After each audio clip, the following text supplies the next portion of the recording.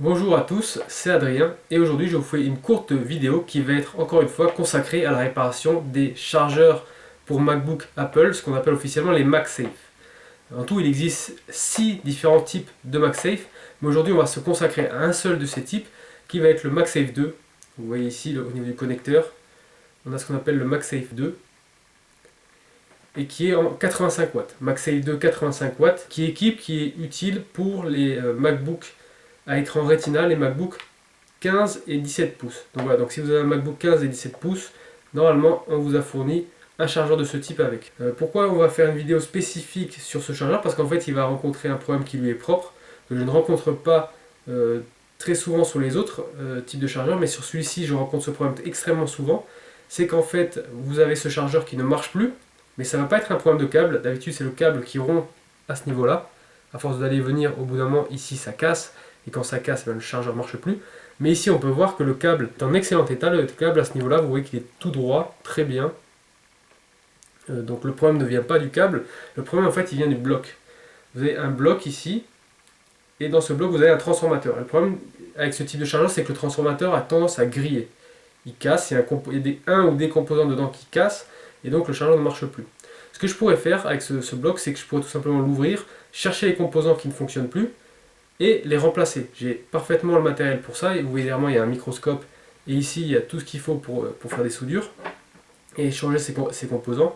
Mais c'est pas quelque chose que je vais faire moi personnellement, tout simplement parce que en fait j'ai une autre solution que je préfère, et cette solution elle va consister à changer le bloc. Voilà, je vais tout simplement changer le bloc, garder le câble, on va mettre un autre bloc, et ce bloc en fait on va réutiliser un bloc de MagSafe 1, donc c'est un bloc qui est beaucoup plus ancien, mais comme on le constate dans énormément d'appareils, que ce soit au niveau de l'informatique, de l'électronique ou de l'électroménager, on voit qu'on a une tendance où plus les appareils sont anciens, plus ils sont robustes, et c'est pareil avec ces chargeurs.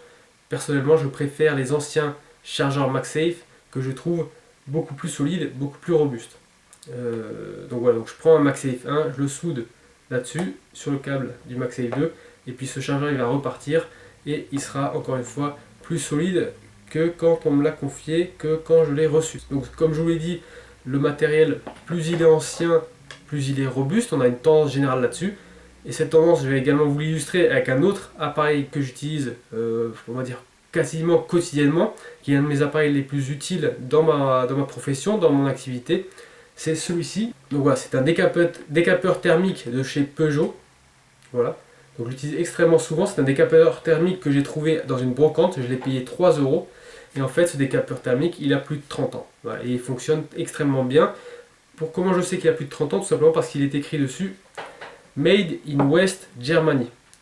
Donc ça date de l'époque où Peugeot fabriquait ses outils en Allemagne de l'Ouest. Donc c'était avant les années 90.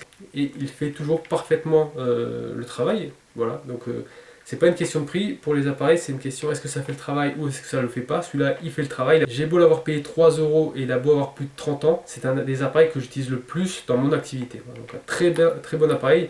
J'ai également une perceuse de chez Peugeot que j'utilise qui a à peu près le même âge. Et c'est un appareil qui est extrêmement robuste mais que j'ai quand même dû réparer. Vous voyez ici, le câble ici, il s'est rompu. À force d'aller et venir comme ça, au bout d'un moment ça a cassé, ça s'est rompu. Et donc je l'ai réparé tout simplement. Et donc voilà, ça c'est un appareil que j'apprécie énormément. Donc voilà, c'était une courte vidéo, comme je vous l'ai dit, consacrée à la réparation de ces MagSafe 2 85 watts. Voilà, j'espère qu'elle vous servira et qu'elle vous apprendra quelque chose. A bientôt.